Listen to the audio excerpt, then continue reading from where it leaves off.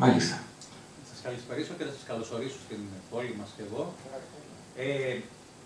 Θα επαναλαμβάνω όλες τις ερωτήσεις Ναι. από το μικρόφωνο για να γράφονται στην βιντεοσκόπηση. Είναι αλήθεια ότι όταν προσήλθα στην εκδήλωση, η οποία μας τιμάτε πραγματικά, και ο Σεβασινότητος και οι υπόλοιποι, ίσως εγώ προσωπικά είχα φανταστεί ότι θα κινούνταν στις σχέσεις των ανθρώπων σε όλες τις πτυχές, δηλαδή στο παρόν χρόνο, δηλαδή το πώς προσεγγίζουμε τους ανθρώπους σε κάθε επίπεδο, φιλικό, αισθηματικό, ερωτικό, επαγγελματικό κλπ.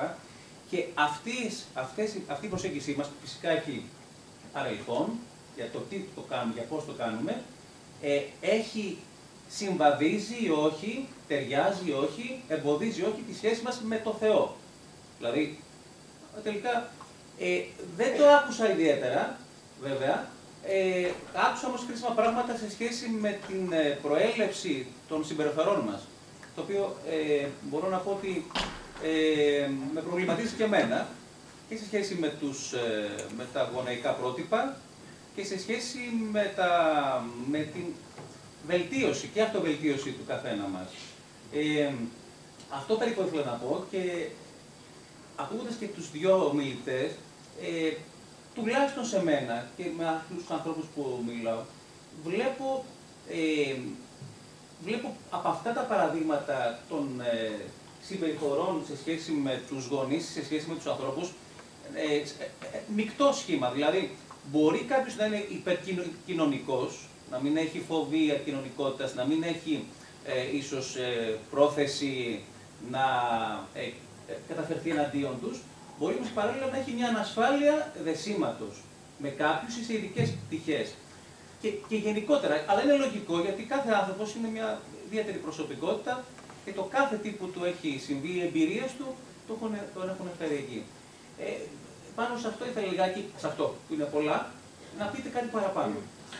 Ναι, επαναλαμβάνω ότι το κεντρικό νόημα της ερώτησης είναι ότι θα προσδοκούσε ο κυρίως περισσότερα στοιχεία γύρω από τις άλλες πλευρές και μορφές των ανθρωπίνων σχέσεων μέσα στην κοινωνία.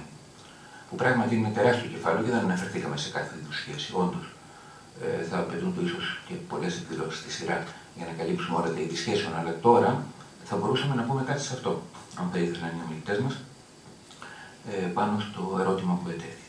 Ποιος θα ήθελε κάτι να συμπληρώσει εδώ. Εγώ μόνο να πω, μέχρι να σκεφτούν από αυτού οι ομιλητές μας, ότι έχετε δίκιο όταν περιγράφετε μια αντίφαση ανάμεσα στην εξωτερική συμπεριφορά κάποιων ανθρώπων, οι οποίοι είναι πολύ άνετοι στις σχέσεις τους, και σε εσωτερικές δυσκολίες τις οποίες έχουν, που μπορεί να μην έχουν πάντα αυτή την ελαφρά μορφή μιας, ας το πούμε, δειλίας ή επιφυλακτικότητας. Μπορεί να υπάρχουν πολύ προβληματικές εσωτερικές σχέσεις με τους ανθρώπους μερικές φορές και η εξωτερική κοινωνικότητα να είναι ένα προσωπείο απλά. Αυτή την αντίφαση θα την καταλάβουμε και εξηγείται όταν θυμηθούμε όσα είπε η κυρία Κουφογιάννη για τις αναπαραστάσεις των ανθρώπων που έχουμε μέσα μας. Δηλαδή, το πρόσωπό τους καθορίζεται και φανερώνεται στις σχέσεις του. Αυτό είναι βέβαιο. Αλλά όχι στις σχέσεις του μόνο αυτές που μετριώνται και φαίνονται κοινωνικά, δηλαδή με ποιους ανθρώπους έρχεται σε επαφή και πώς του συμπεριφέρεται. Αυτό μερικοί άνθρωποι μπορούν να το ελέγξουν πάρα πολύ καλά. Το πρόσωπο φανερώνεται στις σχέσεις του, στις οποίες συμπεριλαμβάνονται και οι σχέσεις με τα εσωτερικευμένα πρόσωπα. Δηλαδή, την ίδια ώρα που κάποιος φέρεται ευγενικά στο συνομιλητή του, οι σκέψεις που κάνει γι' αυτόν, οι περιφρόνειες ενδεχομένως που αισθάνεται γι' αυτόν, είναι σχέση με το πρόσωπο αυτό. Σχέση λοιπόν με εσωτερικευμένα πρόσωπα. Τις ώρες που είναι μόνος του, με τη φαντασία του, δημιουργεί σχέσεις με ανθρώπους. Η σχέση με το άλλο φύλο.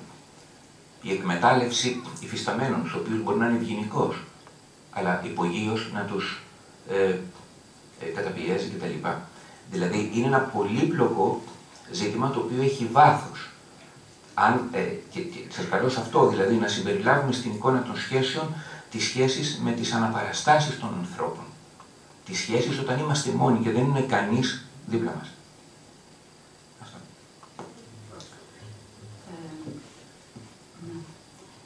Δεν κατάλαβα ακριβώς, όταν λέτε δεν αναφερθήκαμε σε άλλες σχέσεις, σε ποιες σχέσεις αναφέρεστε, γιατί μιλήσαμε για τις σχέσεις της πρώιμες με τους γονείς και τον αντίκτυπο που έχουν οι σχέσεις αυτές στη μετέπειτα ενήλικη ζωή, σε όλη την γάμα των σχέσεων, τις φιλικές, την συζυγική, ερωτική σχέση κλπ. Δεν κατάλαβα αν ζητάτε κάτι συγκεκριμένο, αν αναφέρεστε σε κάποια συγκεκριμένη σχέση. Όχι κάτι συγκεκριμένη. Ο πατέρας όμως μας είπε με λίγα λόγια, διείσδησε λίγο περισσότερο και καταλαβαίνουμε εδώ ότι είναι τεράστιο το θέμα. Είναι πολύπλοκο και τεράστιο. Θα ήθελα, στη σχέση με το θέμα της ομιλίας, να βλέπαμε, βέβαια, πάει πιο πολύ στο θεολογικό κομμάτι. Το καταλαβαίνω, δεν είναι τόσο στο ψυχολογικό τομέα. Θα ήθελα όμως να το ακουμπάγαμε σε σχέση λοιπόν με τις ενέργειές μας, τις συμπεριφορές μας και τη σχέση μας με τους γύρω μας, κατά πόσο αυτό μας απομακρύνει στην πραγματική σχέση μας που επιδιώκουμε ή θα έπρεπε να επιδιώκουμε με τον Θεό. Δηλαδή, κατά τελικώς, ας πούμε, όλες αυτές τις συμπεριφορές ή προσποιήσεις συμπεριφορών, κατά πόσο εν τέλει αφήνουν το στίγμα τους στην πραγματική μας σχέση και που θέλουμε, αλλά και στην πραγματική σχέση που θα έπρεπε να δείχνουμε με τον Θεό. Είναι βέβαια πιο πολύ θεολογικό κομμάτι, φαντάζομαι. Ναι, λογικό είναι αυτό ότι κάποιες συμπεριφορές μας, κάποιες στάσεις μας, κάποια βιώματά μας απομακρύνουν από τη σχέση με τον Θεό.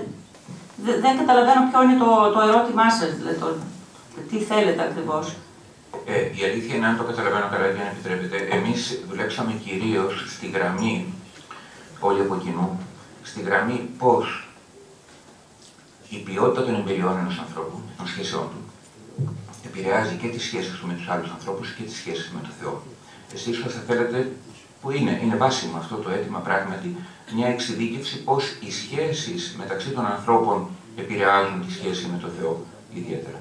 Και ναι, θα μπορούσε να ήταν ένα μέρος. Αν έχουμε κάτι σε αυτό να πούμε τώρα, ναι, ευχαριστώ. Πάντως, για να διευκολύνω, θυμηθείτε τα 4 κριτήρια που έδωσε ο Σεβασμιότατος και εφαρμόζεται σε κάθε ανθρώπινη σχέση. Δηλαδή, αγάπη, εμπιστοσύνη, χαρά και τι άλλο, ένα τέταρτο. Αυτά μπορούν να εφαρμοστούν σε οποιαδήποτε ανθρώπινη σχέση. Είτε είναι φιλία, είτε οικογένεια, είτε εργασιακό περιβάλλον κτλ. Βέβαια, σε 20 λεπτά που έπρεπε να ενημερωθεί, καταλαβαίνετε, δεν μπορούσα να αναφερθούμε σε πολλά πράγματα. Ωραία. Άλλη σκέψη, ερώτηση, διευκρίνηση. Μάλιστα. Ευχαριστούμε τον πατέρα Ζήση για τον κόπο που κάνει να μεταφέρει το μικρόφωνο.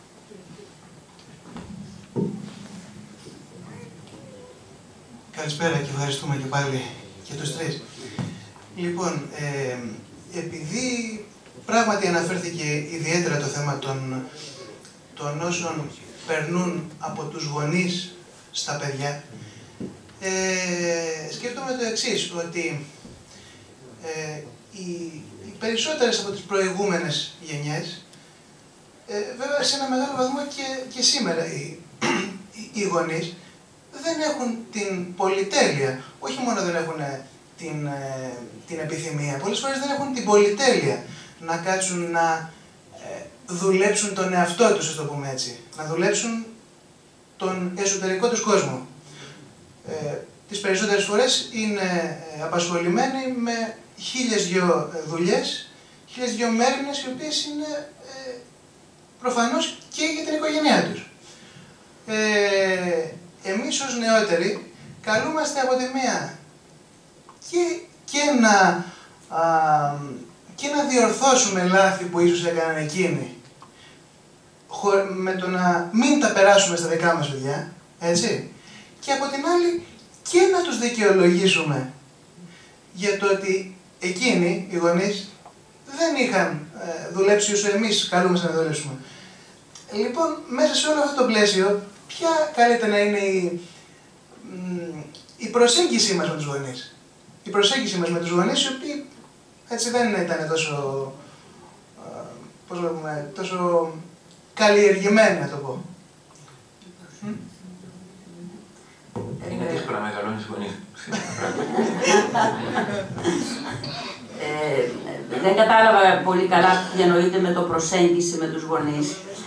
Σίγουρα, όσο και να δουλέψουμε, εσείς που είστε νεότεροι, εν πάση περιπτώσει, νεότεροι γονείς, με τον εαυτό σας, θα υπάρξουν θέματα για τα οποία θα χρειαστεί τα παιδιά σας να σας συγχωρέσουν. Δεν τίθεται θέμα. Από την άλλη μεριά νομίζω το ανέφερα ότι είναι ανάγκη να δουλέψουμε κάποια στιγμή τη σχέση με τους δικούς μας γονείς, διότι έτσι ελευθερωνόμαστε εμείς για να συνεχίσουμε το δρόμο μας και καθώς ελευθερωνόμαστε και αναπτυσσόμαστε εμείς, είμαστε και πιο καλοί γονείς για τα δικά μας τα παιδιά. Είναι απαραίτητο αυτό να γίνει και για μας και για τα παιδιά μας και για την γενιά δηλαδή την από κάτω. Μάλιστα. Να πω τη γνώμη μου σε αυτό, επειδή ακούγονται γενικά, υπάρχει ένα κλίμα γύρω από την, πώς να πούμε, την επιδείνωση των πραγμάτων που είναι σχετικά με την οικογένεια και τις ανθρώπινες σχέσεις από γενιά σε γενιά. Εγώ θέλω να πάω λίγο αντίθετα στο ρεύμα αυτό. Εάν σκεφτούμε η σημερινή γενιά της ηλικίας μας, ας πούμε, αν εμείς είμαστε τέλος πάντων, η μέση ηλικία που είμαστε γονείς, αν σκεφτούμε τι εμπειρίες συζυγικών σχέσεων είχε, όχι ότι ήταν κακοί άνθρωποι οι γονείς μας, αλλά η κουλτούρα της εποχής δεν είχε επιτρέψει την καλλιέργεια διαλόγου και επικοινωνίας, για παράδειγμα, έτσι, μεταξύ τους και με τα παιδιά τους. Θα δούμε ότι η σημερινή γενιά γονέων, σε μεγάλο ποσοστό, αγωνίζεται να πετύχει κάτι το οποίο δεν διδάχθηκε. Το κάνει. Δίνει εξετάσεις σε αδίδακτο κείμενο. Και προσπαθεί να κάνει διάλογο μεταξύ τους γονείς, δηλαδή και σχέση με τα παιδιά τους. Αλλά και η νεότερη γενιά, δηλαδή οι ηλικίες μεταξύ 15 και 25, ας πούμε, στις σχέσεις τους, στους δεσμούς που κάνουν, μιλάνε πολύ. Περισσότερο από όσο το διδάχθηκαν στην προηγούμενη γενιά, σε εμάς. Θέλω να πω δηλαδή ότι μπορεί να φαίνεται το τελικό αποτέλεσμα ότι δεν είναι ικανοποιητικό επειδή έχουν αλλάξει οι απαιτήσεις με τα χρόνια. Είναι οι άλλες οι απαιτήσεις του ανθρώπου στις σχέσεις του. Οι σχέσεις έγιναν πιο υπαρξιακές σε σύγκριση με την παραδοσιακή προνεωτερική κοινωνία. Και επηρεαζόμαστε από το αποτέλεσμα και εκφραζόμαστε απεσιόδοξα. Αλλά εγώ θεωρώ ότι τουλάχιστον αυτές οι δύο γενιές, για τις οποίες έχω εικόνα δηλαδή, των σημερινών νέων και των σημερινών της μέσης ηλικίας, ότι κάνουν υπερβάσεις και προχωρούν πιο πέρα από εκεί που οι γονείς τους εκπαίδευσαν σε εισαγωγικά. Και αυτό είναι ένα πολύ αισιόδοξο μήνυμα, δηλαδή είμαστε ικανοί για υπερβάσεις. Απλώς πρέπει να γίνουν περισσότερες και πιο βαθιές. Πάντως, για να μην κατηγορούμε μόνο την σύγχρονη γενιά που είναι όλα τα μαύρα βλέπουμε, νομίζω σε αυτό το τομέα υπάρχει μια πρόοδος. Δεν είναι όπως παλιότερα. Σας έλεγα για τον Άγιο Κοσμά τον Ενετολό, τι λέει συνέχεια στα κηρύγματά του. Λέει, αγρίεψε το γένος μας. Φανταστείτε πώς ήταν η σχέση των ανθρώπων τότε. Από κλοπές, από εγκλήματα, από κλπ. Έχουμε κάνει κάποια πρόοδο. Δεν μπορούμε να κατηγορούμε και αυτή την σύγχρονη εποχή ότι δεν έχει τίποτα καλό. Σε μερικά πράγματα πρόοδευσε, σε μερικά έχασε.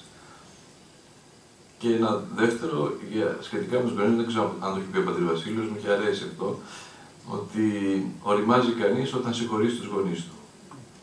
Πότε θα γίνει αυτό στα 80, δεν ξέρω. Αν το είπα κι εγώ από κάποιον το πήρα. Η σκητάλη αυτή, μάλιστα. Λοιπόν, ωραία. Για να συνεχίσουμε με ερωτήματα και προβληματισμούς. Ήταν πολλά τα ερεθίσματα νομίζω. Μάλιστα. Θέλετε εδώ. Ευχαριστώ. Η κυρία. Η κυρία προηγείται και μετά ο κύριος. Ήθελα να ρωτήσω ποιες μπορεί να είναι κάποιες διορθωτικές κινήσεις, θεωρώντας ότι ούτως ή άλλως πολλά λάθη συμβαίνουν στα 5 πρώτα χρόνια της ζωής, όπου ο άνθρωπος είναι ουσιαστικά εντελώς ο ίδιος, δηλαδή σαν άτομο, δεν έχει καμία ευθύνη για αυτό που συμβαίνει, αυτό που του συμβαίνει σε αυτά τα 5 χρόνια της ζωής του. Στα επόμενα χρόνια, που τέλος πάντων θα έχει αρχίσει να έχει μια συνείδηση και να καταλαβαίνει και σε πιο όριμη ηλικία, ποιες είναι οι βασικές, ας πούμε, διορθωτικές κινήσεις που μπορεί να κάνει ένας άνθρωπος για να βελτιωθεί και να περάσει αυτά και σαν άτομο μόνος του. για να περάσει αυτά τα τραύματα και τα λάθη της ηλικίας αυτής της παιδικής που είναι τόσο βασική. Νομίζω, Πατέρ Βασίλη, εσείς είστε πιο αρμόδιος να απαντήσετε. Ο άνθρωπος συνεχώς αλλάζει και έχουμε μάθει σήμερα και αρκετά πράγματα για τον εγκέφαλο που ακριβώς στηρίζουν αυτή την αισιοδοξία ότι ο άνθρωπος συνεχίζει να αλλάζει. Βέβαια, όσο πιο μεγάλος αρχίζει η διαδικασία αλλαγής, τόσο πιο δύσκολο ορισμένα πράγματα αλλάζουν. Τώρα, πώς γίνονται οι αλλαγές? Με ποικίλους τρόπους. Είναι πολύ διαφορετικοί οι δρόμοι των ανθρώπων. Με συνδυασμούς τρόπων. Πρόσωπα τα οποία θα βρεθούν στη ζωή του ανθρώπου και θα δώσουν επανορθωτικές εμπειρίες. Συγγενικά πρόσωπα, αν οι γονείς δεν τα κατάφεραν, παίρνουμε αυτή την περίπτωση. Εκπαιδευτικοί, κληρικοί, πρόσωπα δηλαδή τα οποία λειτουργήσαν και ως στήριξη και ως έμπνευση για ταύτιση. Μετά, οι ερωτικές σχέσεις και ο γάμος, εάν πρόκειται για κάτι το υγιές, έτσι, μπορεί να επιφέρουν πραγματική μεταμόρφωση του ανθρώπου στην πορεία του χρόνου. Κατόπιν η πίστη στο Θεό και η συνεπής πνευματική ζωή, όπου η χάρη του Θεού μπορεί να ενεργήσει σε αυτόν που θέλει βέβαια και εργάζεται και ο ίδιος. Και δεν ζητάει απλώς Θεέ μου άλλαξε με, αλλά εργάζεται και ο ίδιος για να αλλάξει. Και οπωσδήποτε και η ψυχοθεραπεία ως δρόμος μιας ουσιαστικότερης αλλαγής στην προσωπικότητα, εις βάθος.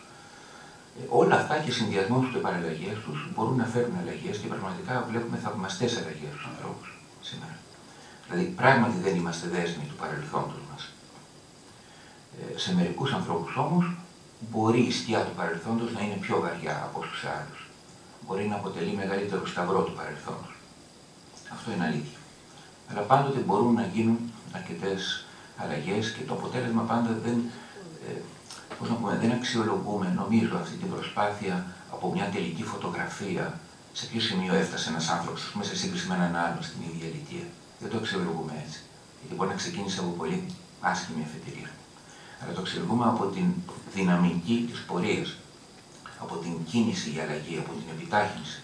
Και αυτό είναι και το πνεύμα των πατερικών βιβλίων, ας πούμε, που αξιολογούν όχι σε τι αποτέλεσμα έφτασε κάποιος ως προς την αρετή, αλλά στον αγώνα που κάνει. Γιατί άλλοι έχουν εύκολη τον αγώνα της αρετής και άλλοι τον έχουν πολύ δύσκολο. Ευχαριστώ. Ήθελα να συμπληρώσω, μπορεί να κάνω λάθος, αλλά έχω την αίσθηση ότι παλιότερα οι άνθρωποι δεν είχαν και τη γνώση. Σήμερα οι νέοι γονείς, τα νέα παιδιά, δεν έχουν τόσο δικαιολογία. Όταν υπάρχουν γύρω μας τόσα βιβλία, εγχειρίδια, τα οποία μπορούν να βοηθήσουν πάρα πολύ. Έχει προχωρήσει η επιστήμη και είναι και μπορούμε να τα πάρουμε και εμείς αυτά. Όταν ένα παιδί σπουδάζει 12 χρόνια δημοτικό γυμνάσιο και λύκειο και 4-5 χρόνια 6, δεν ξέρω και εγώ τι, σε ένα πανεπιστήμιο και μάστερ και το ένα και το άλλο και δεν έχει διαβάσει έστω ένα βιβλίο γύρω από αυτά τα θέματα, αγωγής των παιδιών, νομίζω είναι δικαιολόγητος. 10 μάστερ να έχεις, αν δεν ξέρεις 5 πράγματα πώς θα μεγαλώσει το παιδί σου, δεν κάνεις τίποτα. Μπορείς να είσαι μεγάλος επιστήμονας, αλλά κακός γονέας. Δεν μπορούμε λοιπόν να βγάλουμε από τη μέση το θέμα της γνώσης. Δεν ξέρω, Πατέρ Βασίλη, όλα καλά, αλλά 5 πράγματα μην ξέρουμε. Αυτό είναι μεγάλη ευεργεσία. Στην εποχή μας ζούμε μέσα σε ένα ωκεανό βιβλίων και άλλων ερεθισμάτων που παλιότερα οι άνθρωποι διψούσαν και δεν τρέχουν.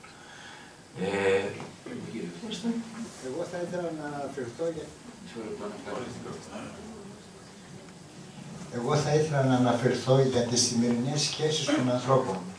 Πέραν αυτών που συζητάμε τους γονείς με τα παιδιά. Βλέπω και παρατηρώ ότι αντί να έχουμε μια καλή σχέση, το μόνο που παρατηρώ είναι ένας με τον άλλον να αποφεύγουμε και η Εκκλησία είναι αυτή που μόνη κάνει τον αγώνα και δίνει τη δυνατότητα είτε στη συζήτηση είτε στις ανάγκες των ανθρώπων. Παρατηρώ και άκουσα ένα δυσάρεστο στην τηλεόραση ότι κάποιος ήταν άστεγος και τον βρήκανε το πρωί παγωμένο. Λοιπόν, θα ήθελα να αναφερθώ λίγο, να ακούσω κάτι στις σημερινές σχέσεις και τι είναι αυτό που μας έχει απομακρύνει, παρόλο που λέμε ότι έχουμε γνώσεις και έχουμε πολλά μάθει και την πάροδο του χρόνου.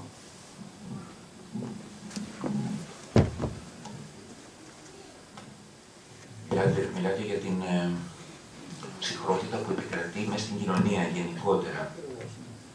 Ναι. Μια κουβέντα μόνο.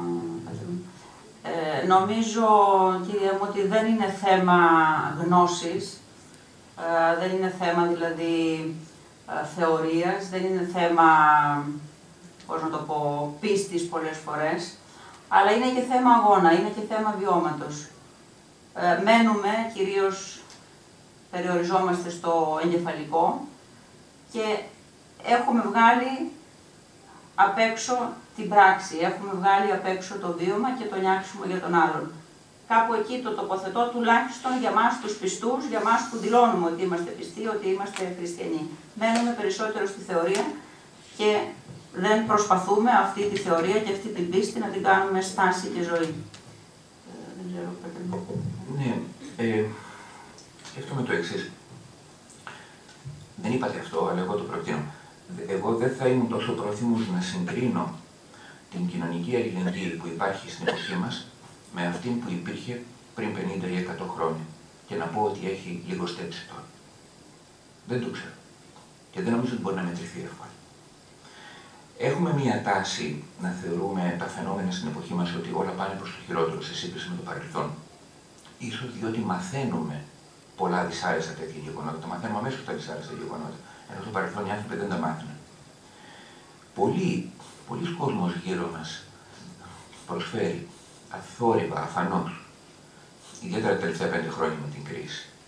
Θα έπρεπε να είμαστε περισσότεροι. Ναι, είναι αλήθεια. Αλλά δεν συνέβαινε αυτονοήτως αυτό στην παραδοσιακή κοινωνία. Υπήρχαν εκδηλώσεις αλληλεγγύης και στην παραδοσιακή κοινωνία. Αλλά υπήρχαν και εκδηλώσεις μεγάλης απομόνωσης και αποξένωσης και προκατάληψης. Πρόχειρα εντελώς μου έρχεται στο νου ένα διήγημα του Παπαδιαμάντη από τα Αθηναϊκά. Στην Αθήνα λοιπόν του 19ου αιώνα, λέει, στην Ανάσταση πήγαιναν οι νοικοκυρέοι, αλλά μία άγαμη μητέρα δεν μπορούσε να πάει στην Ανάσταση. Έπρεπε να πάει στον Ισπερινό της Αγάπης και στο γυναικονίκη πάνω, όχι με τις κυρίες. Εντάξει, δεν έφταιγε αυτή που ήταν άγαμη μητέρα, απλώς δεν της στεφανωνόταν αυτός με τον οποίο είχε κάνει τα παιδιά, ας πούμε, γιατί την είχε εξυπτωμένη. Αυτή είναι μια εικόνα της παραδοσιακής κοινωνίας, η οποία θέτει ανθρώπους στο περιθώριο. Αθώους ανθρώπους. Ο Διαμάντης παίρνει το μέρος της, ας πούμε, μιλάει ιστορικά για αυτή. Δηλαδή. Πολλά τέτοια παραδείγματα μπορούμε να βρούμε σε όλες τις εποχές και σε όλες τις κοινωνίες. Ότι χρειαζόμαστε κάτι παραπάνω στην εποχή μας, φυσικά χρειαζόμαστε. Μια ιδέα δική μου, έτσι, κάπως κοινωνιολογική, ας πούμε, εξήγηση, είναι ότι έχουμε εθιστεί για δεκαετίες στην Ελλάδα να είμαστε παθητικοί δέκτες της φροντίδας του κράτους. Ότι πρέπει το κράτος να φροντίζει για τα πάντα και ζητάμε τι κάνει το κράτος. Αυτό έχει επεκταθεί σε όλους τους τομείς, και για τη φιλανθρωπία, την ελληνική, ακόμα και την Εκκλησία την προσεγγίζουμε πολλές φορές, η πιστή με αυτή την οτροπία. Καταναλωτές υπηρεσιών είμαστε.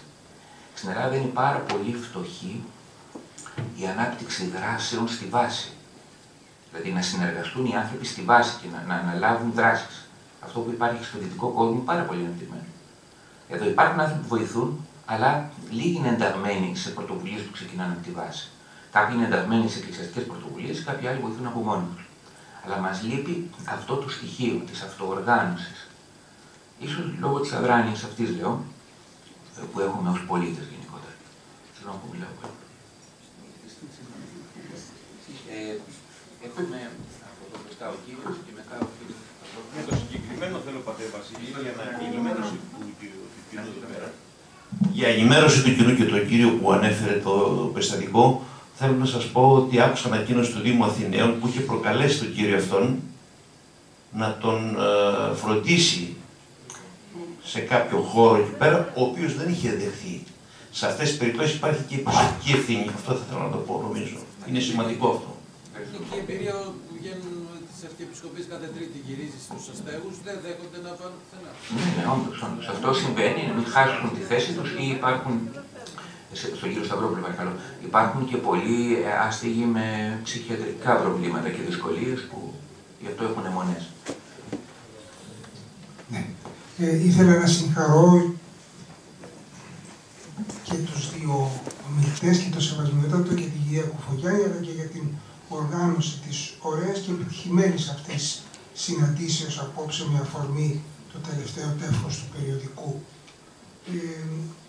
Ήθελα απλώς να κάνω ένα μικρό σχόλιο και να πω καταρχήν το πόσο και οι δύο εισηγήσεις, αλλά και που σχολίασαν τροποντινά και φώτισαν το άρθρο της αδερφής Εκατερίνης, ένα πολύ βαθύ άρθρο που βοηθάει πραγματικά όποιος το μελετήσει, αλλά με τα σχόλια και των δύο εισηγητών νομίζω ότι φωτίστηκε το όλο κλίμα για το πώς αυτές οι χαρές και οι λύπες της προσκόλλησης μπορούν πραγματικά να μας οδηγήσουν από ένα αδιέξοδο σε μία αδιέξοδο και βελτίωση αυτών των σχέσεων.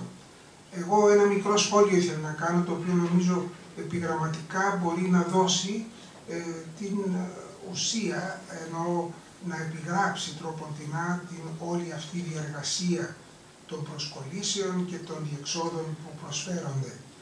Θυμήθηκα ένα παλαιό λόγιο της Εκκλησίας μας, το αναφέρει ο Κλήμης ο Αλεξανδρεύς, ότι είδες τον αδελφό σου, είδες Κύριον τον Θεόν σου. Δηλαδή θέλω να πω ότι μία βελτίωση των σχέσεων, που καμιά φορά λέμε πώς μπορεί πραγματικά η σχέση μεταξύ των ανθρώπων, γονέων, παιδιών, φίλων, συζύγων κτλ, συνανθρώπων, μπορεί πραγματικά να μας δώσει την παρουσία του Θεού δίπλα μας, που διαρωτώμεθα όλοι, μα πού είναι ο Θεός και πώς θα βελτιωθούν οι σχέσεις μας. Μέσα από αυτή την καλή και την βελτιωμένη σχέση, με αρχή της προσκόλλησης του Μπόλμπι και άλλων ειδικών ψυχολόγων και ψυχοθεραπευτών, μπορούμε πραγματικά να συνειδητοποιήσουμε το πώς μέσα από μία βελτίωση βάση αυτών των αρχών μπορούμε πραγματικά να δούμε την παρουσία του Θεού στη ζωή μας. Και αν δίπλα στον άνθρωπο βλέπουμε τον ίδιο τον Θεό, τότε καταλαβαίνουμε το ότι δεν μένουμε άνθρωπος, αλλά μπαίνουμε σε μια τριαδικότητα που μας κάνει καλύτερη, όχι ηθικά τη ζωή μας, αλλά οντολογικά και πραγματικά μας βοηθάει να δούμε πραγματικά προς πού αποβλέπει όλη αυτή η προσπάθεια που θα κάνουμε στην βελτίωση των σχέσεων. Ευχαριστώ. Ευχαριστούμε πολύ για αυτό το σχόλιο και που μας θυμίσατε πάλι αυτό το χωρίο. Αυτό το χωρίο αντανακλά την οτροπία του δώρου. Δηλαδή, ο άλλος είναι δώρο του Θεού προς εμένα. Γι' αυτό συναντώ το Θεό κάθε φορά που συναντώ τον άλλο. Η νοοτροπία του δώρου είναι η νοοτροπία ακριβώς η βάση εκείνη η οποία δημιουργεί υγιείς σχέσεις που έχουν τα κριτήρια που ακούσαμε απόψε. Και φυσικά γεμίζει τον άνθρωπο χαρά και πληρότητα. Αντίθετη στην νοοτροπία του δώρου είναι η νοοτροπία του δικαιώματος. Δικαιούμαι πάντα κάτι παραπάνω. Οπότε έτσι πάντα είναι το κλειδί για να είναι κανείς δυστυχισμένος και να μην έχει ωραίες σχέσεις. Να πω εδώ ότι ο κύριος Σταυρόπουλος, ο κύριος Κακαβόλης, ο κύριος Καρκανιάς και η κυρία Κουφογιάννη είναι μέλη της Συμβουλευτικής Επιτροπής του περιοδικού μας για ενημέρωση. Έχουμε κάποιο σχόλιο σε αυτό μέχρι τώρα? Πριν περάσουμε σε άλλες ερωτήσεις, να πω το εξής. Ο Σεβασμιότατος είναι αναγκασμένος να αποχωρήσει κάπως νωρίτερα για μια άλλη υποχρέωση. Οπότε θα παρακαλούσα να γίνουν τώρα ερωτήσεις προς τον ίδιο, να τελειώσουμε με αυτές, να τις απαντήσει, ώστε μετά μένουμε λίγο ακόμη εμείς, εάν υπάρχουν άλλες ερωτήσεις για τη συνέχεια.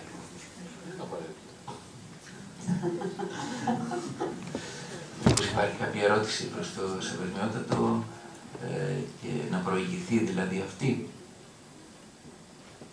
Εγώ δεν θέλω να κάνω ερώτηση στο Σεβασμιότατο, αλλά απλά θέλω να πω, και πιστεύω εκφράζω τους παριστάμενους, ότι ο Σεβασμιότατος εκπροσωπεί, εκφράζει αυτό που ο ίδιος ανέφερε. Τι είπε? Ότι το φαγητό παραμένει ίδιο, αυτό ακριβώς που διαχρονικά η Εκκλησία και οι πιστοί της κοντά πρέπει να προσδοκούν να βρουν, αλλά ο τρόπος σερβιρίσματος είναι διαφορετικός. Εγώ πιστεύω, και είμαι στη μέση ηλικία σχεδόν κι εγώ, δεν είμαι νέος που προφανώς θα ήμουν ακόμα πιο ευχαριστημένος, ίσως έχω και εγώ λίγο τα κολλήματά μου, είμαι πολύ ευχαριστημένος δηλαδή για την προσέγγιση, την τοποθέτηση, τη στάση συνολικά του. Και χαίρομαι πάρα πολύ. Γι' αυτό τον καλέσαμε λοιπόν. Λοιπόν, να δώσουμε πίσω το μικρόφωνο σε δύο κυρίες, δύο χέρια, βλέπω δύο κυρίες. Προηγείται. Συγγνώμη. Εγώ ήθελα πιο πολύ για τη σχέση με τον Θεό.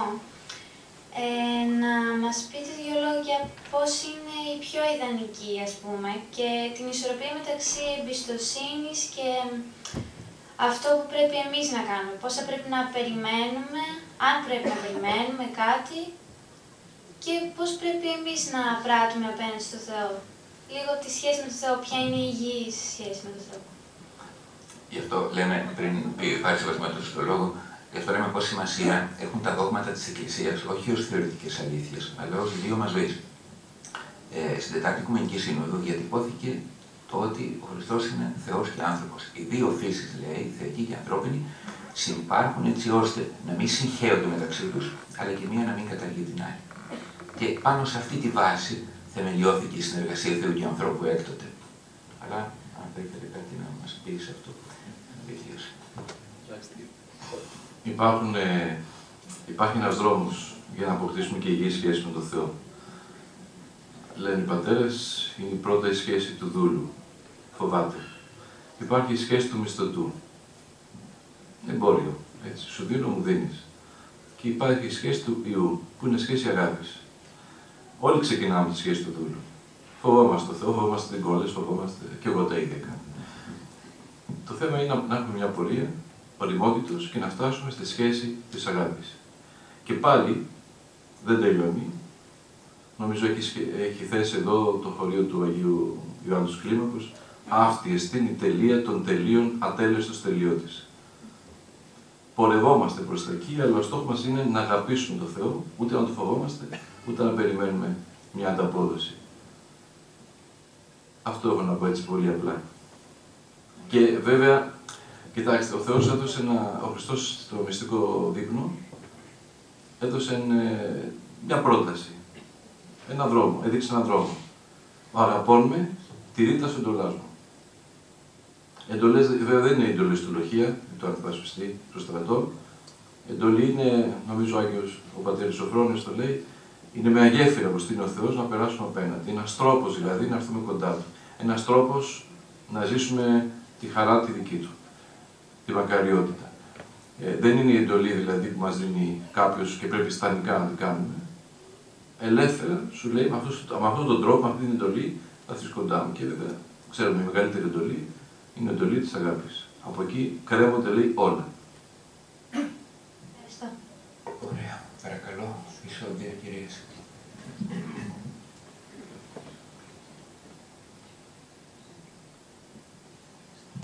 Καλησπέρα, ευχαριστώ πολύ. Ήθελα να ρωτήσω την κυρία Κουφογιάννη, αναφέρθηκε στην εισήγηση ότι αν δεν υπάρξει ασφαλής συστηματικός δεσμός, οι διορθωτικές εμπειρίες μετέπειτα δεν αποκαθιστούν το πλήρες δυναμικό ανάπτυξη ενός ατόμου, σωστά? Ναι, όχι ακριβώς. Τι θέλετε? Ήθελα να ρωτήσω ποια είναι η χρησιμότητα αυτής της γνώσης, το να γνωρίζω δηλαδή ότι οι διορθωτικές εμπειρίες δεν θα αποκαθιστήσουν το πλήρες δυναμικό ανάπτυξη που θα μπορούσα να φτάσω και πώς θα είναι η εικόνα του Θεού στη σχέση μου, πώς θα είναι η σχέση μου μαζί του, δηλαδή επουλωτική. Αυτό δεν είναι λίγο άδικο για αυτόν? Μόνο δηλαδή αυτή η εικόνα θα διορθώσει λίγο τα πράγματα.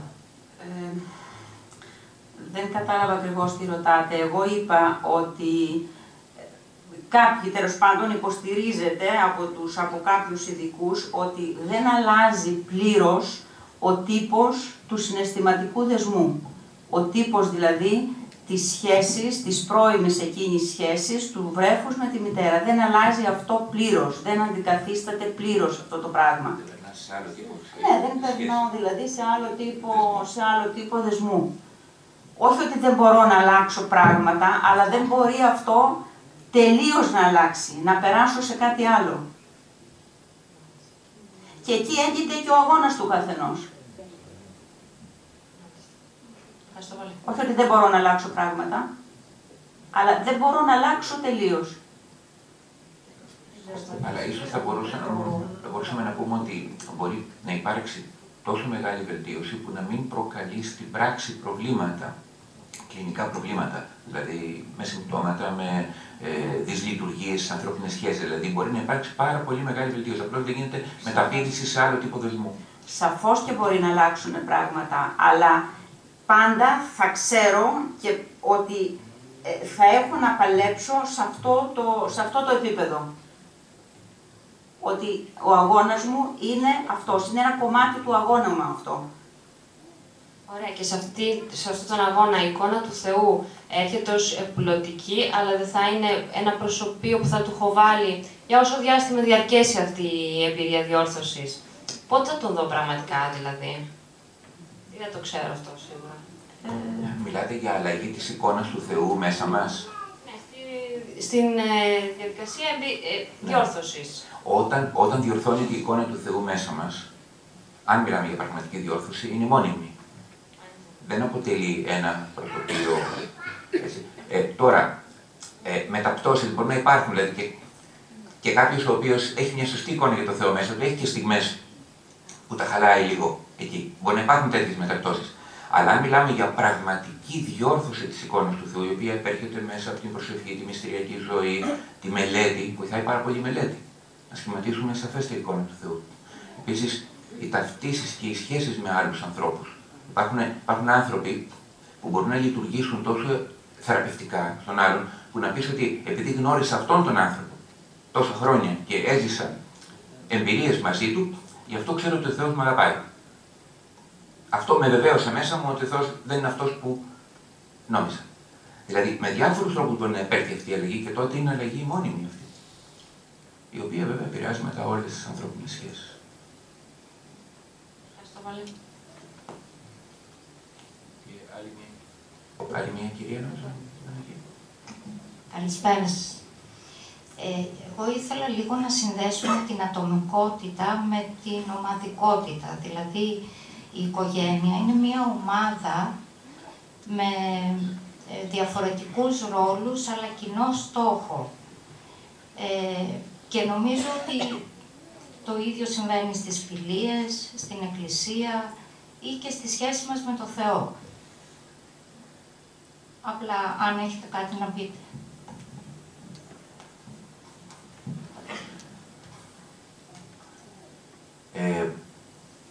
Αναφερθήκατε στην ομάδα, αν κατάλαβα καλά, στην αρχή, θέλω να το επαναλάβετε, στην οικογένεια ως ομάδα. Η οικογένεια είναι μια ομάδα προσώπων, η οποία έχει διαφορετικούς ρόλους, αλλά δεν υπάρχει ατομικότητα. Δηλαδή αυτό που λέμε σε σχέση με τους γονείς, με τα παιδιά, εγώ θεωρώ ότι είναι όλο ένα. Ότι δεν διαχωρίζονται τα πράγματα. Ότι έτσι είναι ή ότι έτσι πρέπει να είναι? Ότι έτσι πρέπει να είναι, εάν αυτό το σκεφτούμε με βάση τη σχέση μας με το Θεό. Ότι οι ρόλοι εναλλάσσονται. Είμαι παιδί, γίνομαι γονιός, γίνομαι παππούς. Παραμένω όμως σε ένα πρόσωπο, σε ένα χώρο, με ένα στόχο. Την καλή επικοινωνία, την σχέση των μελών εν Χριστώ, αν μπορούμε αυτό να το καταφέρουμε, τη συγχωρητικότητα όλων, την εκπαίδευση όλων, όχι των γονιών προς τα παιδιά μόνο. Και αυτό νομίζω ότι πιθανόν μπορεί να μπει και σε άλλους χώρους. Ότι η ενότητα μεταξύ των μέλων της οικογένειας και η αγάπη δημιουργεί αυτήν την ενότητα και στις λειτουργίες μας, τις υπόλοιπες. Αυτό είναι το θέμα. Εγώ δεν είμαι σίγουρος ότι το συνέλαβα. Εγώ θεώρησα ότι όλη η συζήτηση αφορά μια ατομικότητα. Τι κάνω εγώ μέσα σε όλους τους χώρους. Εγώ λέω ότι αυτό δεν μπορεί να λειτουργήσει χωρίς την ομαδικότητα. Δεν μπορώ να είμαι μέλος μέσα σε μια οικογένεια αν δεν αναγνωρίζω την ομαδικότητά της. Ναι. Τη συνύπαρξή μου.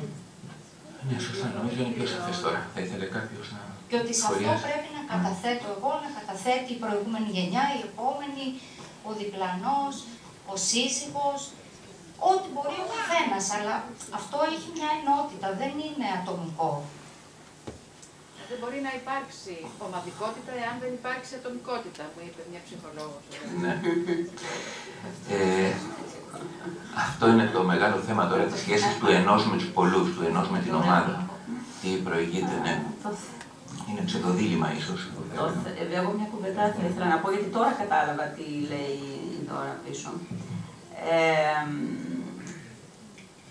Σαφώς και πρέπει να μπορεί κανείς να λειτουργήσει θετικά μέσα σε μία ομάδα, και ξεκινώντας βέβαια από την οικογένεια.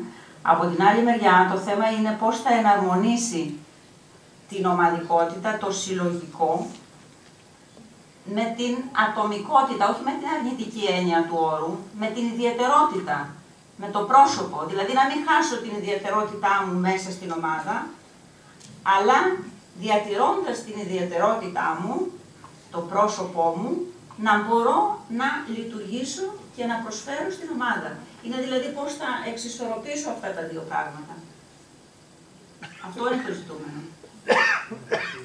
Εγώ θα πρόσθετα ότι εάν πληρούνται πράγματι τα κριτήρια για υγιείς σχέσεις, όπως περιγράφηκαν απόψε, τότε η οικογένεια οικοδομείται επιπλέον από μόνη της με τα κριτήρια αυτά.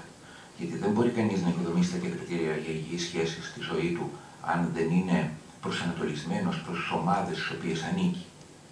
Και στην οικογένεια και στην εκκλησία ευρύτερα. Σε κάθε ομάδα. Διαφορετικά δηλαδή δεν θα εμπίπτει στα κριτήρια αυτά, αν κάποιος αυτονομείται. Σκέφτομαι εδώ εκείνο που γράφει στην προσεφεσίους επιστολή, ότι κάθε μέλος, λέει, του σώματος, δηλαδή οι χριστιανοί είναι η παρομοίωση της Εκκλησίας με σώμα Χριστού, να αυξάνεται, να προοδεύει και να συναρμολογείται, λέει, με τα άλλα μέλη εις οικοδομή του όλου σώματος. Δηλαδή υπάρχει μια προσωπική εξέλιξη, η οποία όμως πρέπει να αποβλέπει στην εξέλιξη αυτής της ομάδας.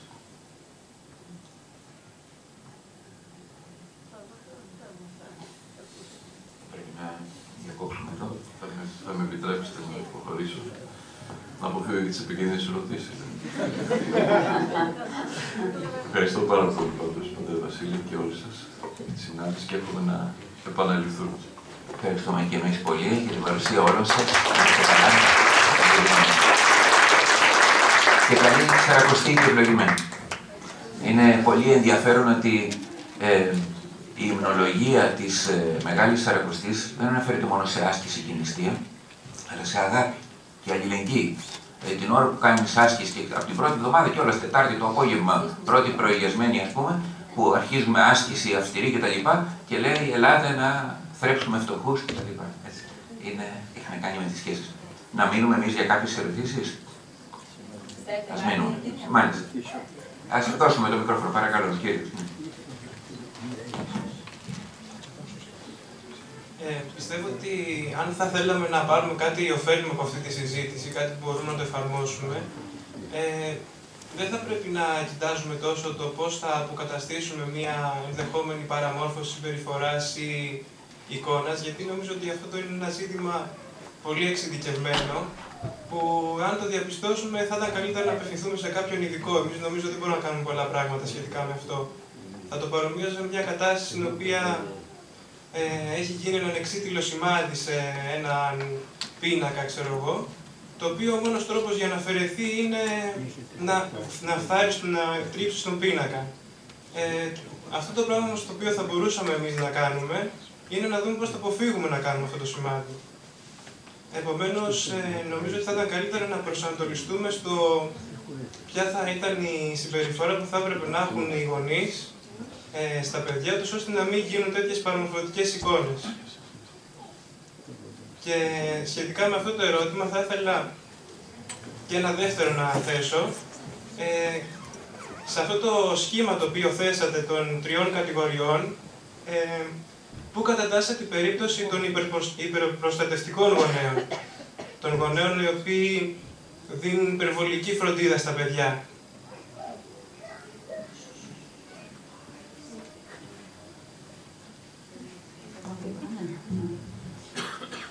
Ξεκινώντας από το δεύτερο, νομίζω ότι κατατάσσονται στον ανασφαλή συναισθηματικό δεσμό, διότι αυτή η υπερπροστασία δείχνει ακριβώς έλλειψη εμπιστοσύνης προς το παιδί.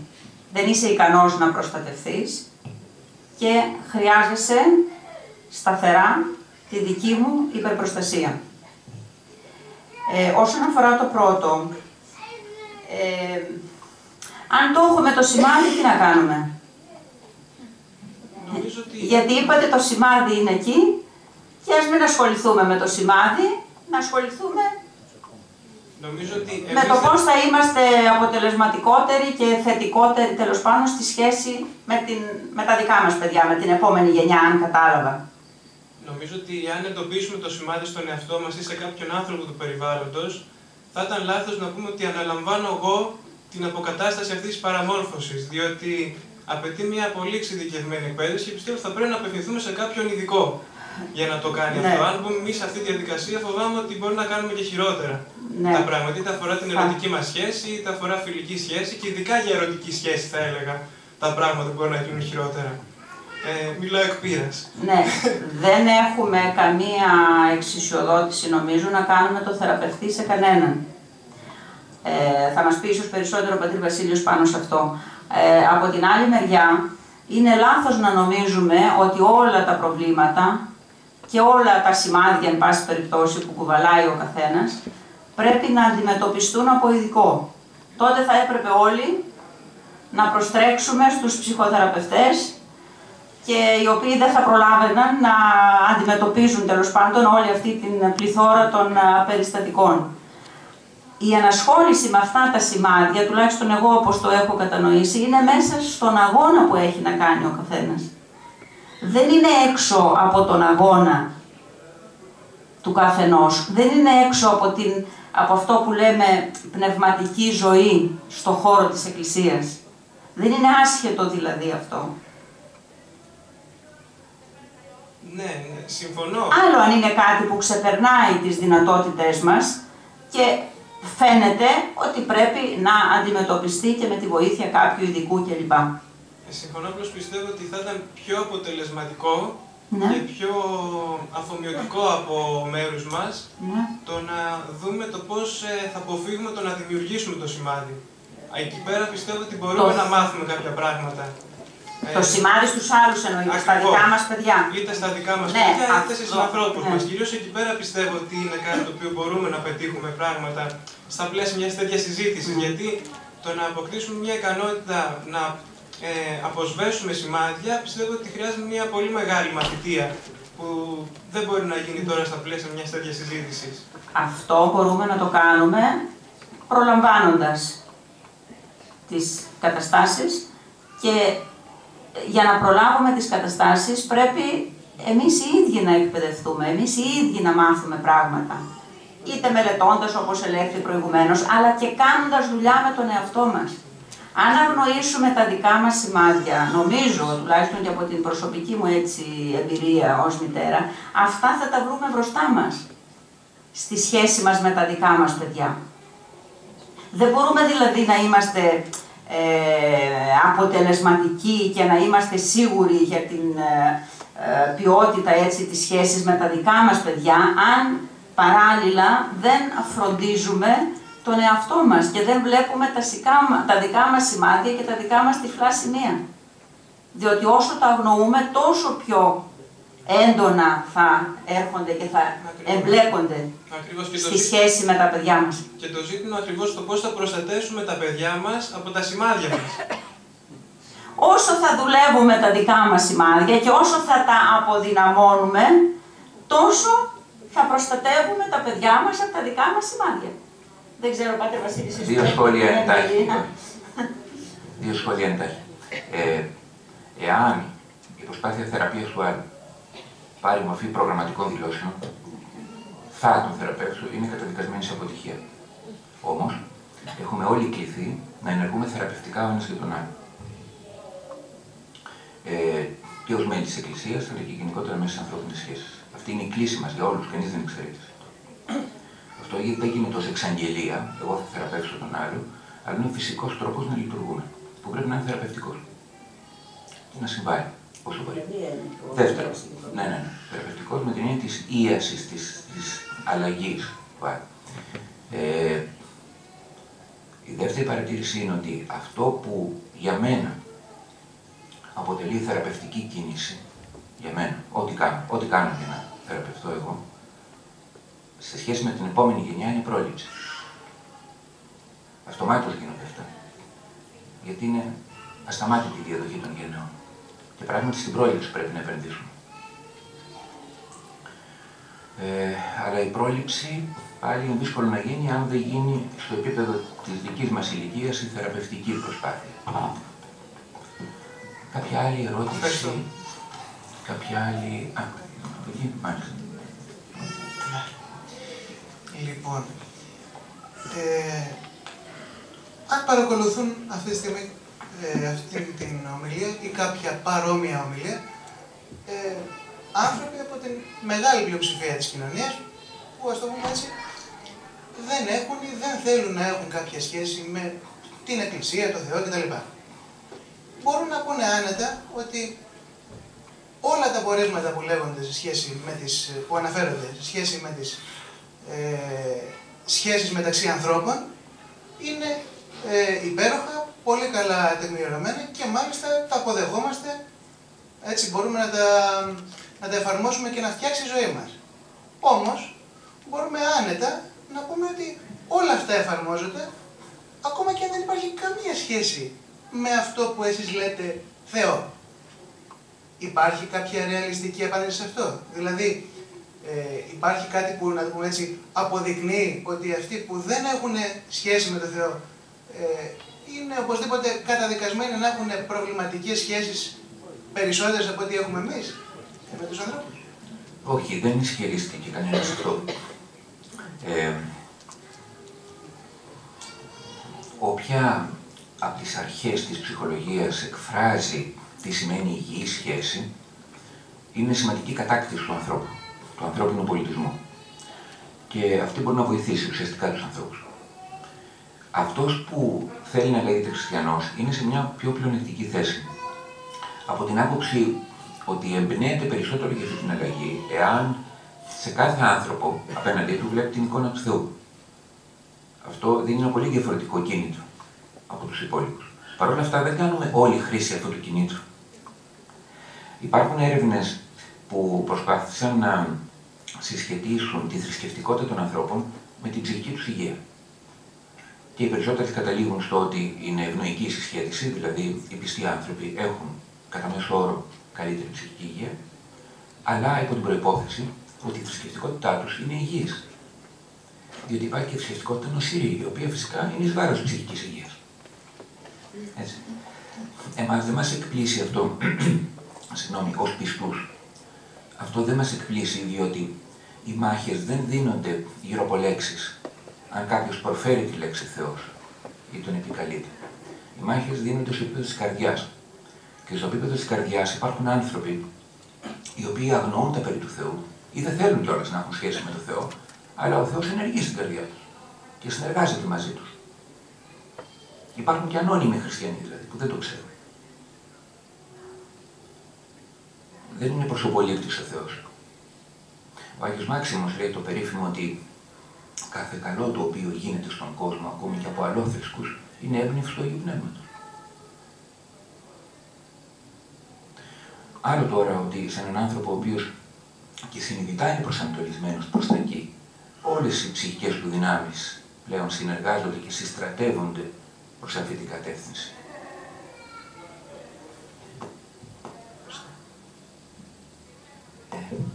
Κάποια άλλη ερώτηση, σχόλιο? Αν όχι, τότε να πάμε προς το κλείσιμο και να σας ευχαριστήσουμε θερμά για τον κόπο και τη συμμετοχή σας, να ευχηθούμε ευλογημένη Σαρακοστή και πάλι και ελπίζουμε να γίνετε φίλοι του περιοδικού. Να είστε καλά.